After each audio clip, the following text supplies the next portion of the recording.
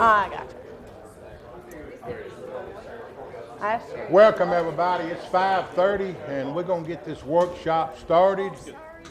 As mayor, it's my duty to enforce order. Officer Call in Eubanks or the Sergeant of Arms, and will assist in maintaining order. Those who have signed up to speak will be recognized for 3 minutes.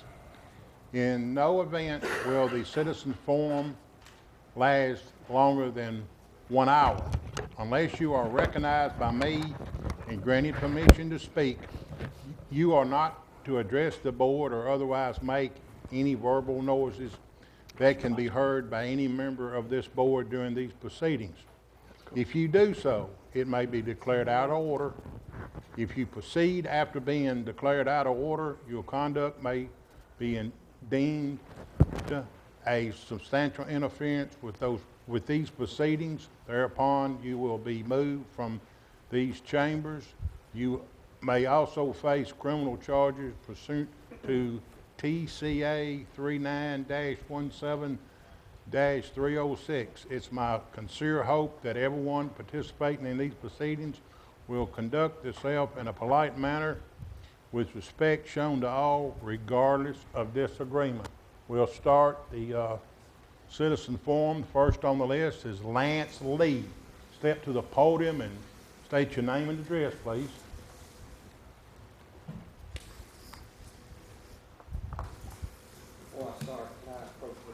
So he can hand this out to the mayor and board.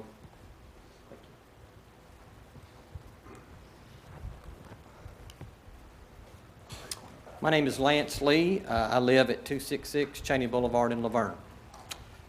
Again, my name is Lance Lee. I'd like to say good evening to the board of mayor and aldermen before I get started. I am serving on the committee for the Barbecue, Bluegrass, and Blue Jeans event hosted by the Motlow College Foundation, a 501c3 organization to help raise money for the new and third building at the Motlow State Campus here in Rutherford County. I want to ensure that the citizens of Laverne are aware of the opportunities that is just a few miles down the road from City Hall. Motlow is the fastest growing 2- or 4-year college in the state of Tennessee. The local campus, which celebrated its 10th anniversary last year, has grown in student enrollment by over 110% since 2014, and its growth shows no signs of stopping anytime soon. As of the fall of 2016, there were 317 students from the city of Laverne enrolled at Motlow. It's an exciting time to be part of Motlow State because the answer to every question, in my opinion, and I think yours, is education. How do you lift someone out of poverty? Education. How do you spur economic growth, which I know you're all wanting to encourage? Education. How does a child have a brighter future? An educated parent. Additionally, Governor Bill Haslam made history last week when he visited the Rutherford County Motlow campus as he signed the Tennessee Reconnect Act, making Tennessee the first state in the nation to offer all citizens, both high school graduates and adults, the opportunity to earn a post-secondary degree or certificate free of tuition and fees at no cost to the taxpayers. You each have a packet of information. The event is being held on Saturday, June the 24th. We would like for each of you to attend if you're in town. Also, if you know any businesses that would like to be involved, whether it's to be a sponsor or donate an auction item, please let me know and I'll be happy to meet with them. My contact information is in the packet in front of you.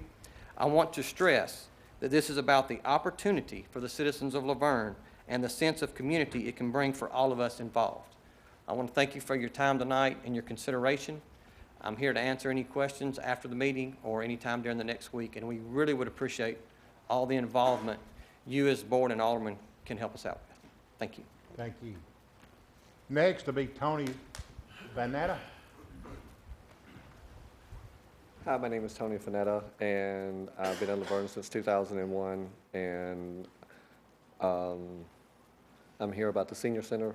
I stepped up last month, a couple of other seniors stepped up and asked for another full-time employee. And as I went down to the senior center, because I do probably about 2 or 3 times a week, just check on the seniors, one caught me outside and said, "Tony, do you know what they done?" I'm like, "No, what'd they do?" Well, they said that Linda and Melissa can only get 7 hours now, period. And they had to take a 30-minute lunch. And I'm like, what? Well, that cuts out everything, pretty much, except for staying at the center. That's taking them on their trips, taking them to outside picnics, taking them to the store, taking them to the flea market, helping with fundraisers that I think Melissa told us to start doing. And all of that is the few little extra hours they got over their 7 hours. And I feel like it's just a retaliation against the senior center because we stood up here. Yes, I feel that way. And you can't say it's about the budget. I mean, I won't believe that. And if it is, it's all due to the fact that for 2 years, y'all lowered the taxes. And it was not to help the individual citizens because it helped us like $9 or $13 a year.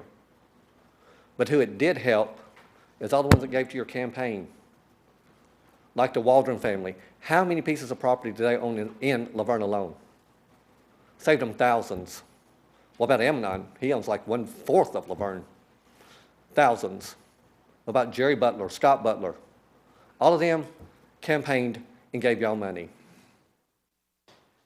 And it is sickening to me that every department in Laverne can grow and get more people. Look at HR. Since Fred left, they have 2 other people in there. What, Cheryl can't do her job? I mean, I don't quite understand it because we have grown in 3 years. But none of y'all but Sherry has been down there to see that. Kind of knocking you out here, but none. And the only one that actually on that board has actually helped the senior center during the fundraisers has been Melissa. I will give her that. She has sent her employees down there that worked with her to buy the Friday meals. We deserve this. The seniors deserve this. They are the ones that built Laverne. And most of them that go down there are from Laverne. If you go down there, you will find out. And they deserve it. And it is wrong for this board to do what they've done. Now, I don't know if it come from y'all or if it come from Bruce or if it come down from the other administration. But it's wrong. Because you didn't hurt Linda and Melissa. You hurt the seniors. And when you hurt them, you've hurt me. That's all that's speaking. We're going to run just right into the workshop. The citizen forum is over. We enter the workshop, Mayor and Aldermen. This is for the workshop for the June 6th regular meeting. Alderman Cole, you have the prayer, and I have the Pledge of Allegiance. Everyone needs to look over the minutes for May 2nd, 2017 regular meeting. And down to number 3, old business. This is the second reading ordinance 2017-06. This is an ordinance of the city of Laverne, Tennessee, adopting an annual budget and tax rate for the fiscal year beginning July 1st, 2017 through June 30th, 2018. And Tuesday night, there will be a public hearing held on this ordinance. Like I say, this second reading. Anybody want to do any discussion? This is the annual budget. Phyllis, this does include the $25,000 for the rescue squad. Yes.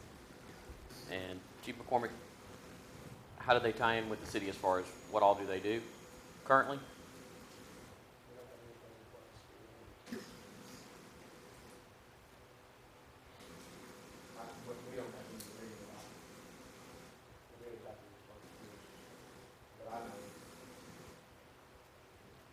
Has there been a time that you reached out to them and they didn't respond? The only time we've had the very first year, we took over the extraction, and you know that extraction was brought from the board towards us, and that's why I guess we're going to get it. We were, we asked the question, but they never did that extraction. Of course, we asked it back truthfully, we're not going to lie, yes, we can, but it will take some equipment. All that was worked out.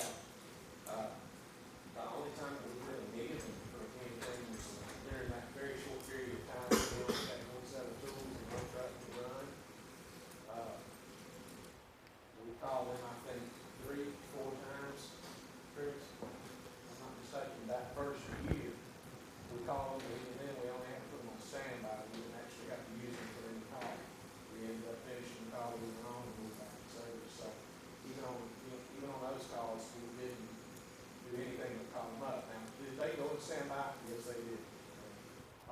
that was back when we first took over vehicle education. Since that time, there's been once or twice maybe that they can call like the police department, I guess, for this side or the other, or trying to. We went back and dug up and we were asked several months back any responses that they had made, and we didn't have any, but they responded for us. We have 6 sets of extrication tools. Every truck in the city, and city fire is equipped with extrication equipment. In fact, we have cities that buy our equipment.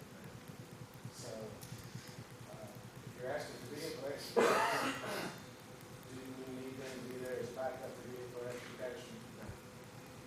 Okay, with both police and fire being understaffed, there wouldn't be a way that they could help out with some of the parade, traffic control, being there for medical calls, being on call. There's no service that you First of feel all, like. anything medical in Rutherford County goes through our medical control, which is Rutherford County EMS. So that would be an agreement between the burn rescue unit and Rutherford County EMS. Wouldn't even be an agreement with the city of Vergne. We operate as a hand of Rutherford County EMS. We don't operate as a hand of Vergne, if that makes sense. They are EMS control. So if that answers your question for that, that would be, is Rutherford County EMS willing to give them something to do with an agreement? So that I can't answer for you. I'm kind of just saying that they've been volunteering in the city longer than we've even had a fire department. I mean, since almost I've been born. Remember when we first went from a private fire department to a municipal fire department, we made a special exception for every one of their members to come over and volunteer at our fire department. We had 2 come over. One left immediately, and the second one we ended up dismissing because he couldn't make the 12 hours minimum month. So they were offered to be able to come over and volunteer their time. So I guess that kind of answers your question too. But keep in mind, that was back when this first happened. We asked for them to come and volunteer and help with the fire department and things like that. So if you're asking that question, I can answer for back then. No, they didn't step up. They didn't. And so at half the less, probably even a quarter of the salary of one fireman full-time or one full-time police officer, we have a plethora of volunteers that we're not utilizing for. We have a plethora of volunteers that are not certified or qualified to do the job that we do. That was one of the bigger problems when we were trying to work up here with the burn rescue unit. They would not provide us adequate training records. The training records that we did get given to us were so jumbled that we couldn't even decipher what they were. It takes a lot of time. We have another fire chief here from Rutherford County tonight. Appreciate you being here. But how many training hours would you say, Mr. Farley, in a year's time does it take for a firefighter or even a volunteer to stay the standard? Probably 80 to 100 hours a year. Correct. A volunteer cannot keep up with that kind of standard of being in fire services today as a volunteer. It can't happen. Chief Farley's here, taking over, volunteer department a year probably now, because it's just phasing out. It's phasing out. Volunteers and emergency services in a community as big as we have is not feasible. That's not a feasible thing for an emergency response area. It's not feasible. You can't do it. We were having problems even handling our volunteer division until it faded out on its own. And it did fade out on its own. But we were having problems even getting them in and training them ourselves, training them in-house. So if we couldn't do it as hard as we were trying, there's no way they're going to be able to do that on their own. Absolutely no way. I wish it was different than that. I'd love to have 20, 30 people that we could put out on trucks today. But I can't put a person that's not certified, qualified, or trained properly out here in this community and put that liability on you guys and me and the citizens of the Vergne. I can't do that. I won't do that. Any further questions?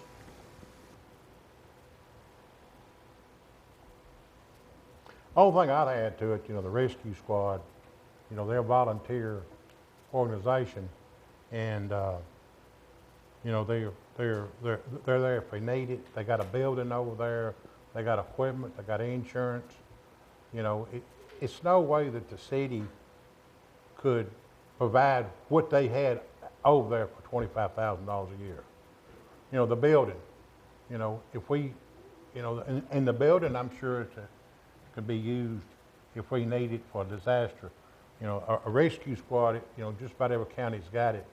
And somebody mentioned a few months back, what if a plane crashed in Lake Forest, are we ready? And they said, we're not even close. If a big disaster like a flood or a plane crash or train wreck, you know, it's no way that we have the manpower to handle it. That's where the rescue squad comes in, you know, and we got the other cities on call standby. If something major happens, and like a plane crash or something, and I hope it never happens. I hope we never have to use anything like that. But for $25,000 a year, and we got it there as our disposal if we need it, I mean, you know, I hope we don't never need it, but it's all comfortable. It's like an insurance policy. You know, you pay $50 a month for insurance, and if you don't need it, you're paying $50 for nothing. But if you need it, it's good to have it. I guess it's peace of mind. But you know, rescue squad been here since 1970. I have no objections to the $25,000. I'm giving $75,000. But when we're asking specific questions about what used to fire the city fire service, that is the direct question. Well, now the rescue squad is not there to fight fires, And they're not there to do legal education anymore either. but they're there if they need an We emergency. need to direct traffic and things like that, and You know, the chief back here might be. they're there for y'all's y'all for use. If y'all decide not to need it, you know, y'all don't call them. But if y'all need it, they're there. That's up to y'all if y'all use it or not. You know, and that's descriptional. If they, you know, I hope we don't never need them. I hope we never have to call Smyrna or Rutherford County to help us. But you never know. You know, and we got what a $20 million budget and $25,000.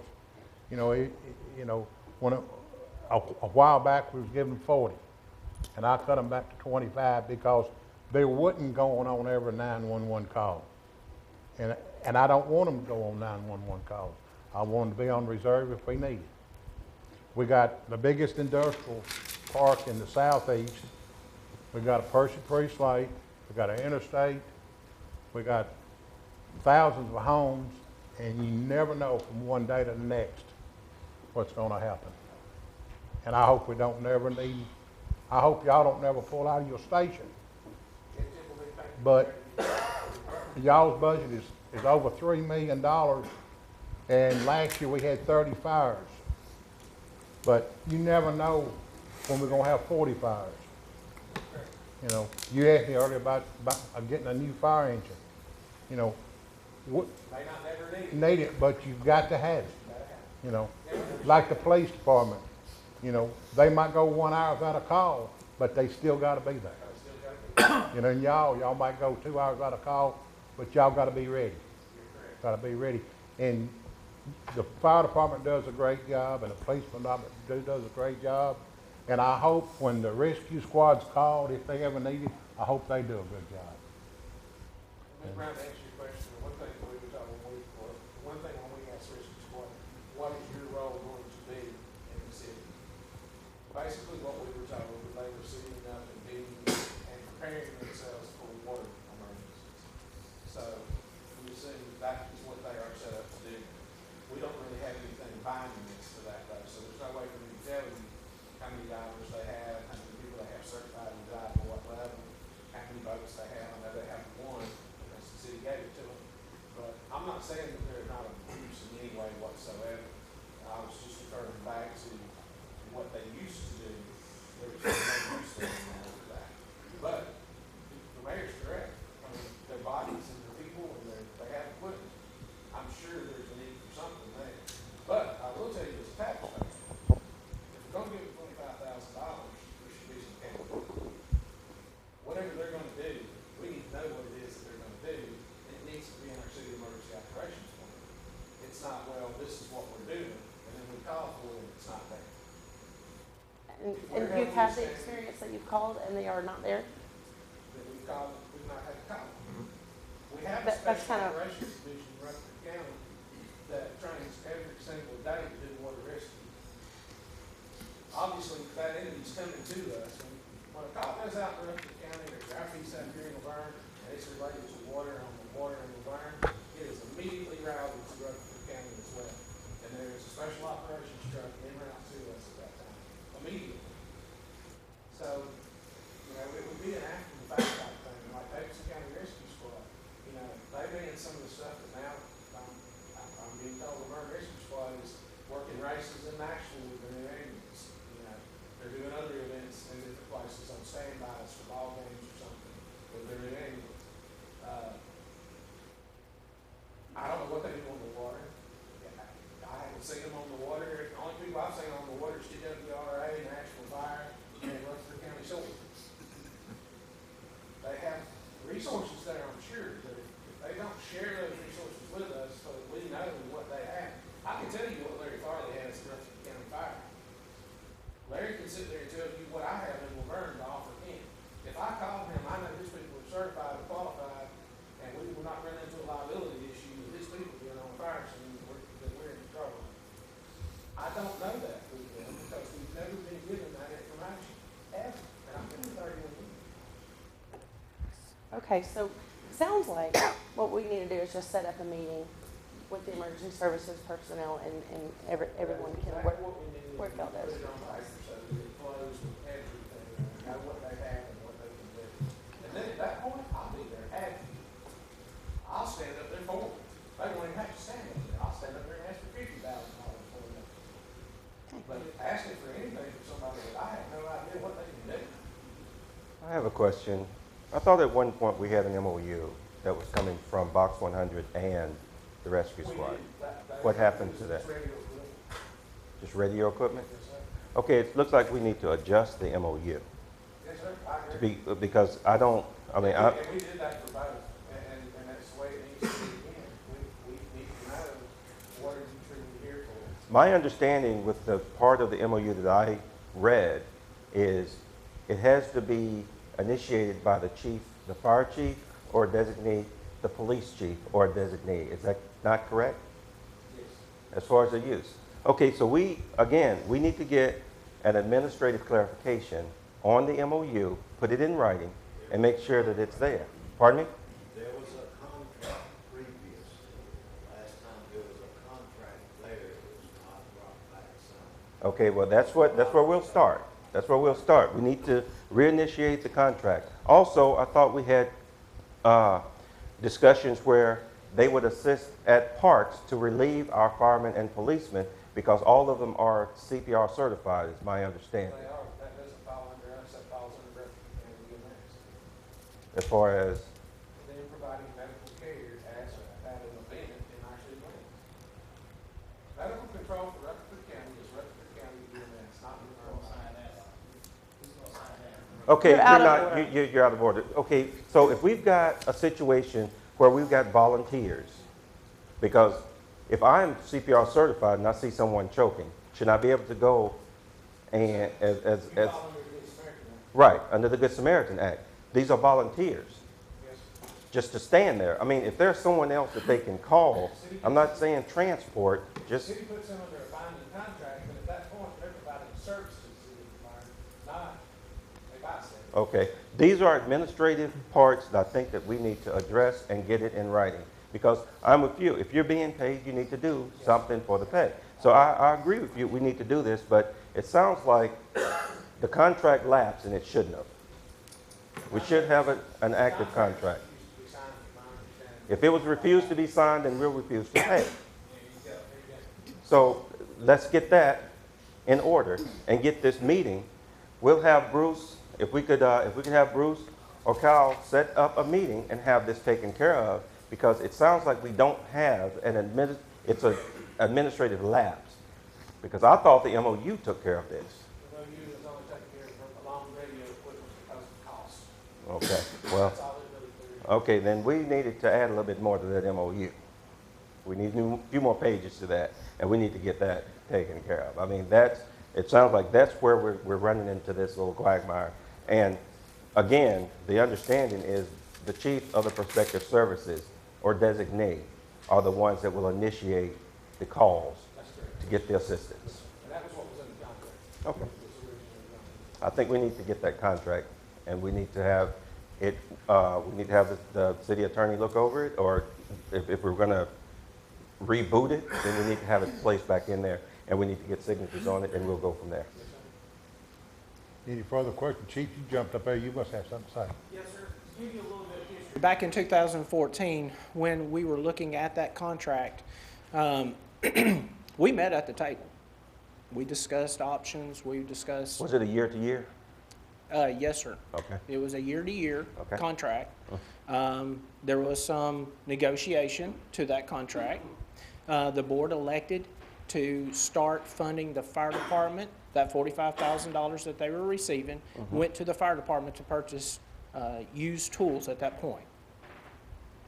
At that point, no contract was signed, Okay. so and it that's hasn't where- returned since. Okay, so now we're getting a bit. Well, the city council did not approve a contract. Correct. Because they took the funding away from the Correct. rescue Okay. squad. So Okay. therefore, we haven't revisited that. All we've got is the MOU, and I'm not exactly Correct. sure what is in that MOU. I'd have to pull it up. So as Matt, far, Next outburst, you're out of here. Now, we're gonna do this meeting in order. No, you know, one more and you're out of here. Yes, sir. Well, yeah. as far as the $25,000, whatever it may be, we can still meet at the table, and we still can speak with them, talk about mutual aid, and an inter agreement of the city and the responses that they have. That's not an issue. We'd love to. We'd like to know exactly what their capabilities are. Defining definitions as far as response. Is it a delayed response? Is it a scrambled response? Is it what it may be? So there's some things that we can discuss with that. So a little bit of history was that in 2014 there was a contract. We just need to revisit. Yeah, and I think that administrative meeting will probably cover that. Any further questions? If not, we're gonna move on number 4. Number 4, second reading ordinance 2017-07, an ordinance to amend the fiscal year 2016-2017 general fund budget. This was second reading. This was talked about last month. This is house cleaning, police maintenance, economic, travel fund, fleet, new layout, bond extension, refinancing of stuff.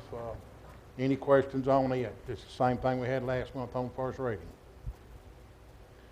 Number 5, this is second reading ordinance 2017-08, an ordinance to amend the fiscal year 2016-2017 street capital project fund budget. Again, this was second reading, first reading last month. This was kind of deal on the nearest Ryman extension and the Walden Road right-of-ways. Any questions on this? Going down to consent agenda. Number 6, that's approved city bids and purchases, state contract purchase skid steer for the sewer department. Michael? Yes, sir, Mayor Alderman, good afternoon. Basically, we're asking for approval to purchase a new skid steer. This was not a budgeted item. However, we do have the money after getting with Ms. Phyllis to absorb this purchase. Basically, right now, we have one at Public Works that's being shared between the 3 departments, and that creates a challenge on what we can get done. Not only do we use it at Public Works to unload deliveries, we use it, to clean fire hydrants for the fire department. It goes out on about 90% of the service line breaks when we're repairing water lines, as well as cleanups So we're in need of an extra one. It would help us a bunch, and we're asking for approval to purchase that since we have the extra funds available. And this is for this year? This year, budget? yes, sir, that's correct. That's on the current budget we're working on. Any questions? Thank you, Michael. Thank you. B, approved contract with the State of Tennessee Department of Transportation for the routine maintenance on Murfreesboro Road. I think it's something we do each year. Mowing and picking up paper. I think this is pretty well self-explanatory. Any questions on B? We'll move to C, approve amendment number 3 to agree for engineering service with Consolidated Technology Incorporated for the Lower East Hurricane Creek Interceptor Sewer Project. Mayor, this is just a contract amendment. Neil had a conflict with tonight's meeting, but it's basically asking for up to an additional $10,000 on the existing contract that we have with them to get this interceptor sewer project completed, because we've been having issues with and having to have additional meetings and things with the Corps to try to get a permit to do the project to begin with. Actually had a meeting with them today.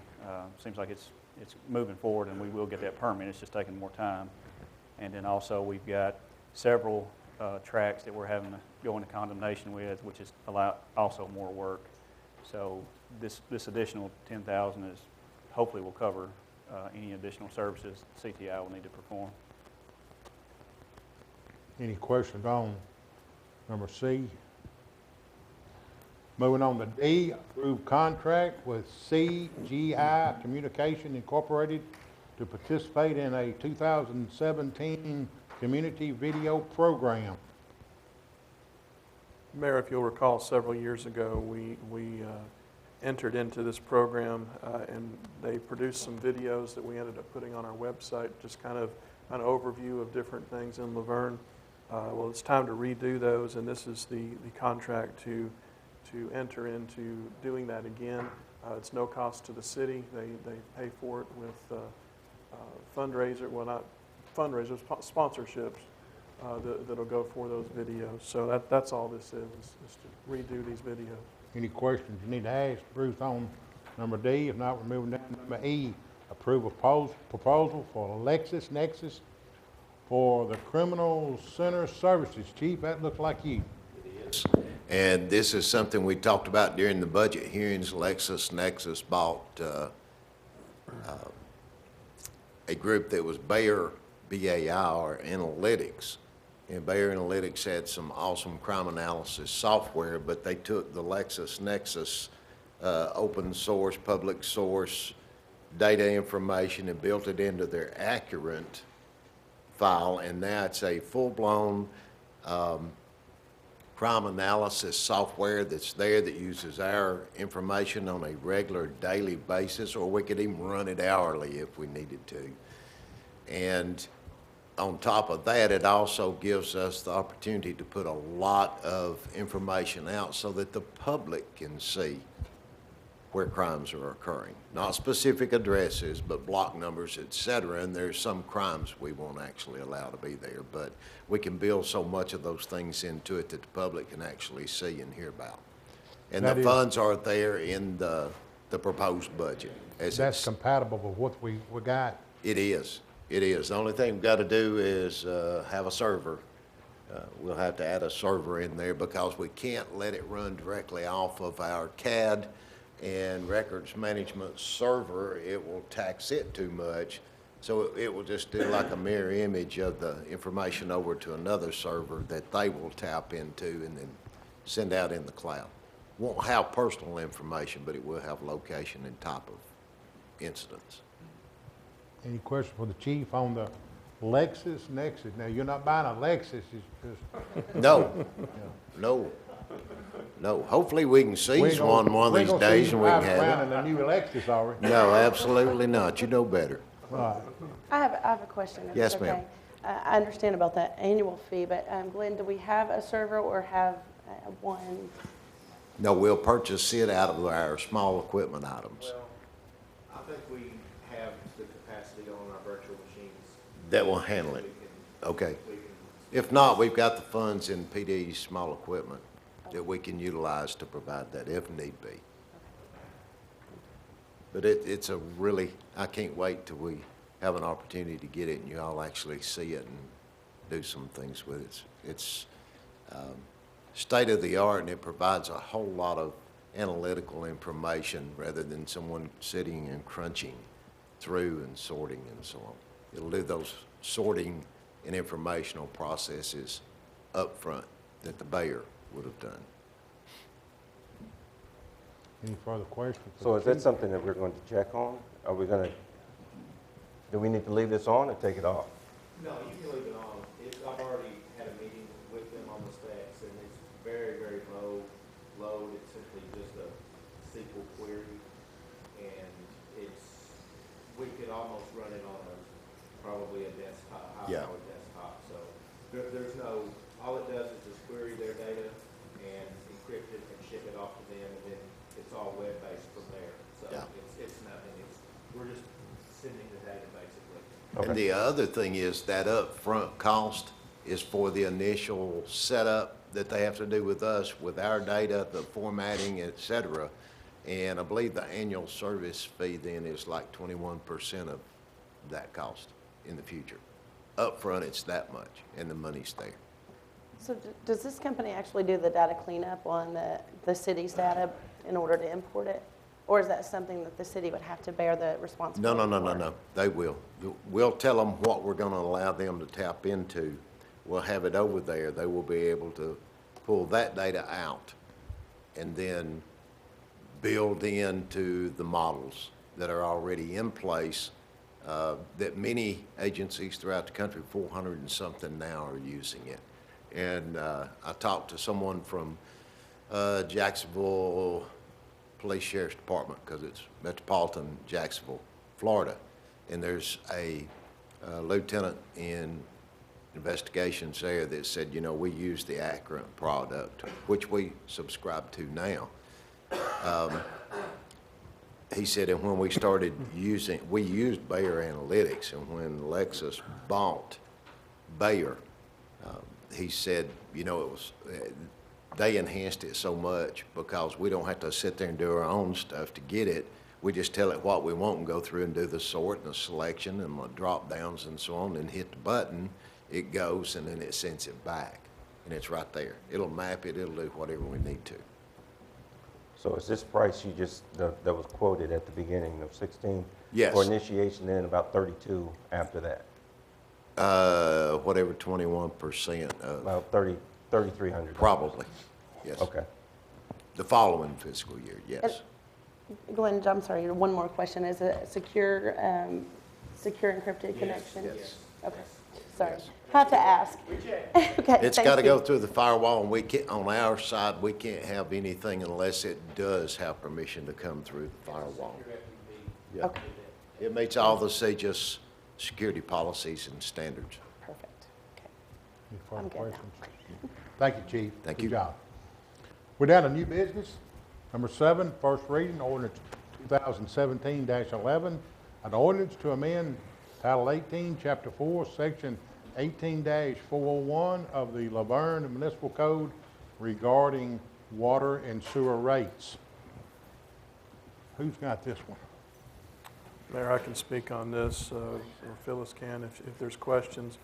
In this year's budget, this board asked for a 5% reduction in the water and sewer rates, and therefore this amends the municipal code to allow for that 5% reduction in the water and sewer rates.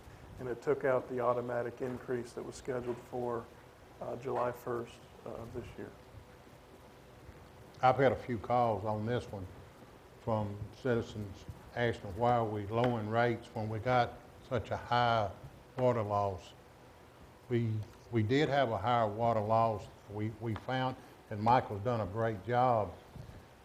We don't know how long them leaks has been going on. We found that the leaks, the water loss by an audit we done at the water treatment plant, right, Michael?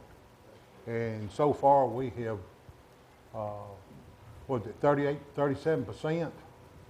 And that's going to be substantial in savings just that right there. Yes, correct. Plus the change out of meters, y'all changed out, and that's gonna be tremendous right there. I know when I was sworn in November 2014, the water and sewer had 7 million, correct me if I'm wrong, $7 million in the fund balance. Today, we got $14 million.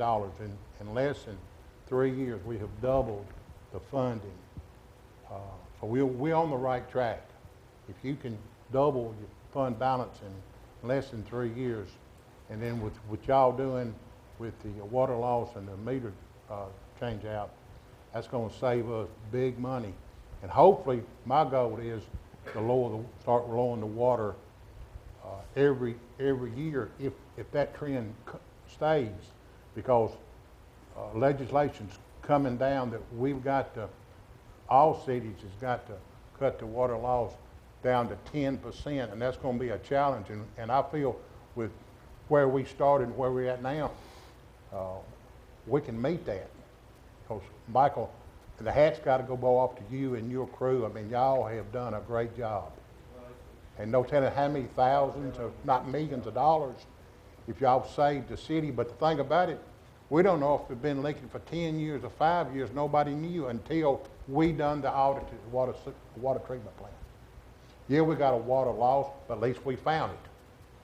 2 or 3 years ago, we didn't know we had a leak. You know, so we're on the right track. And I think 5% is probably real low, but it's a start.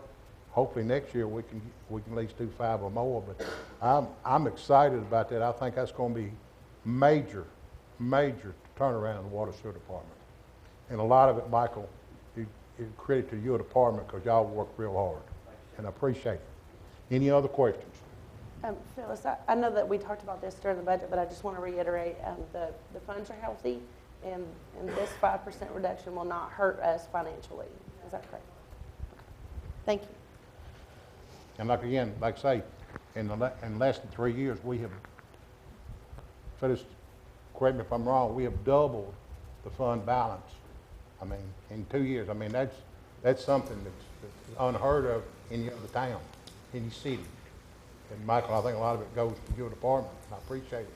I think over the few years, I think your department's going to save the city millions of dollars. And hopefully we get them water bills down to where people can, for safe, afford them. Any other questions? We'll move to number 8. Number 8, first reading ordinance 2017-12, an ordinance to amend Title 20, Chapter 4 of the Vergne Municipal Code to adopt a new public record policy for public inspection of access to the duplication of public records under the Tennessee Public Records Act. New requirement policy from the state. We got to have it in place by July 1st. We have no choice. That's correct. Any questions? What are the changes in this from what was previously? Well, in the past, the state didn't really specify a process for how records were to be handled when we receive requests. So what they've done with this new policy, and I took basically the base policy and tweaked a little bit to fit our needs, like we need to. But there'll be one person, the public records request coordinator, who will basically see the records requests that we get from anybody from start to finish. And then that person will take the request to the individual departments, get the records that are necessary to fulfill that request, and make sure that they get to the requester in a timely fashion, and make sure all of the fees are correct and all of that sort of thing. So it's just a way to make sure things are done more timely and in a way that they need to, instead of having to go to the individual departments, for this or that, and having to go to 5 different places to get the information. Is there something in there that when a public record is requested that whichever department is in control of that information would be notified? Yes, the request coordinator will be contacting the records custodian that is designated for whichever department it is, and that records custodian will be gathering that information for those purposes. Any further questions on ordinance 2017-12? Number 9, first reading ordinance 2017-13, an ordinance to amend the fiscal year 2016-2017 general fund budget. This is I guess this room here. No, this is for sound equipment for Channel 3, Okay, sound equipment. Yeah, I got it. which has been needed for a What long it time. be for this room though? Well, it's for this room and for broadcast Okay. on Channel 3. Yeah, I've had a lot of complaints for many years. People at home cannot hear. They turn the volume all the way up and they can still very hear. This should help that. Hope it will. But that's the audio. That's the audio equipment for Channel 3. On Channel 3. Okay. Any questions? I think everybody would be for that. I know the citizens at home watching it on television will appreciate it a lot. First reading ordinance 2017, I'm down to number 10. Resolution 2017-13, or resolution to appropriate funds to nonprofit donations. This is something we do each year. Any questions on the nonprofits? Moving on, number 11. This is a resolution 2017-14, a resolution to write off water department bad debts. This is something also we do each year. This is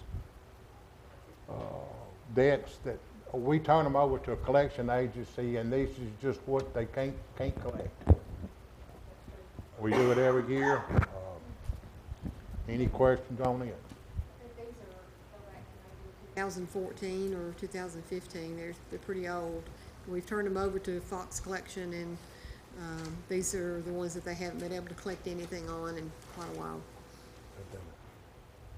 We're down to number 12. This appoint or remove board members.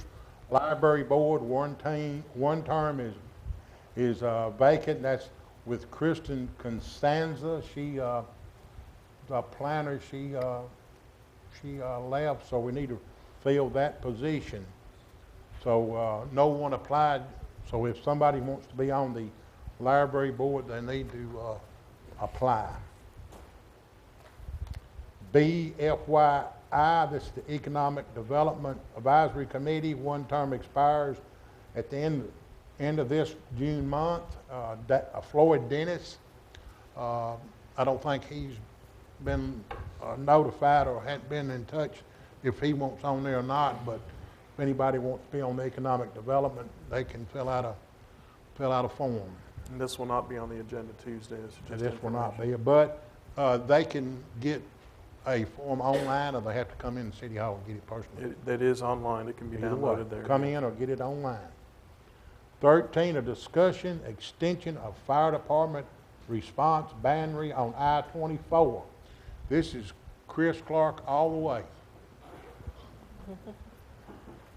Give you a little history about I-24's response. From the 62-mile marker, which is the Davidson County line, to the 65-mile marker is where we respond to. That's within the city limits. That's Sam Ridley Parkway. No, sir. That's right prior to Sam Ridley, if you're going eastbound. Okay? 66 encompasses Sam Ridley exit. Amoville Fire Department, County Fire, responds up to that 66 Sam Ridley area. 74, which is 840, City of Murfreesboro takes over, all the way down to the 82, which is Joe B. Jackson, and then 84, and then to the 96.6, the county picks back up. After several responses over the last couple of years, some discussion, how we can solve some of this fragmented issues, longer responses to the Sam Ridley from the 65 to the 66. We feel like that it's logistically sound or reasonable to extend Laverne Fire Department territory to the 66. I brought Chief Farley, and I'll let him speak as far as how the benefits of this and how it would affect the county as well. Good evening. My name is Larry Farley. I'm the Rutherford County Fire Rescue Chief. Me and Sister C. Clark have talked on several occasions. Amble is a volunteer fire department, and there are days and hours when they're not as available as we like them to be. And most of the time, if there's a wreck around the 66, it's usually pretty severe. It's entrapment. I mean, the education has to be performed. And I felt like with Laverne being a full-time fire department and right there off of Walden Road, I believe, they can be on top of this in a matter of minutes. And, you know, when you talk about somebody being entrapped in a vehicle, you know, people may or may not ever be trapped in a house fire, but the chances are, the way traffic is in Rutherford County and City of Laverne and Murfreesboro, Smyrna, as large as we're getting, it's very easy to have an automobile accident being trapped.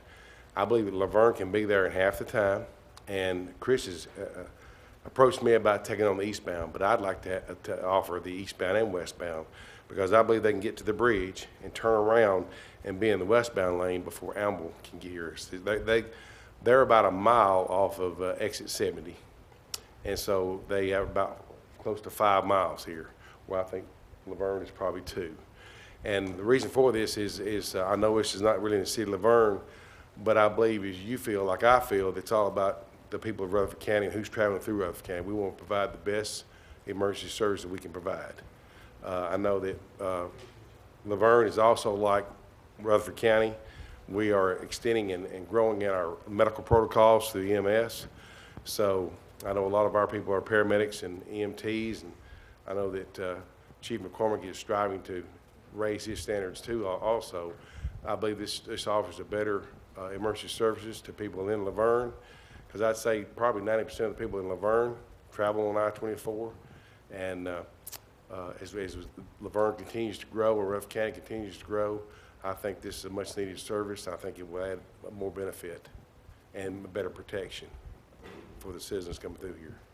So it's just a lot faster, a lot closer, and it's just a better service. Any questions for Chief Farley?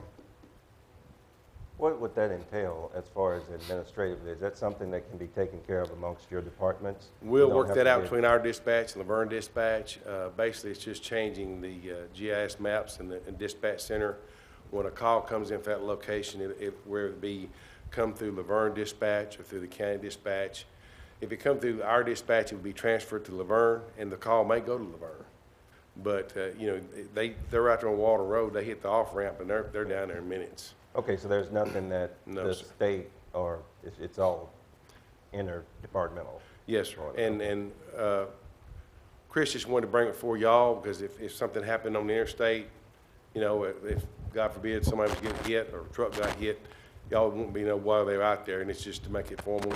And on what Chief McCormick said a while ago, we have a great working relationship with Laverne, and I know I've got 30 paid personnel that are swift water rescue trained, and we have a mutual aid with Laverne. If they call us for anything, we'll be here. I think whenever y'all start up your education training, we provided the truck, the equipment, everything for them to train on. And I think back when your water went down, I sent a tanker down here. So, you know, Rutherford County and Mayor Burgess, we want to be good neighbors. We want to be good neighbors, and whatever we can do to help the city of Laverne, we're going to be here for you. Chief Farley, I appreciate you coming, and appreciate all your help. And I know even Smyrna and Davidson County and even Amaville and the county both is, you know, it works well together, and we appreciate everything. And personally, if we can do that, I think it's a good thing. We already working 65-mile marker. This is just one more mile.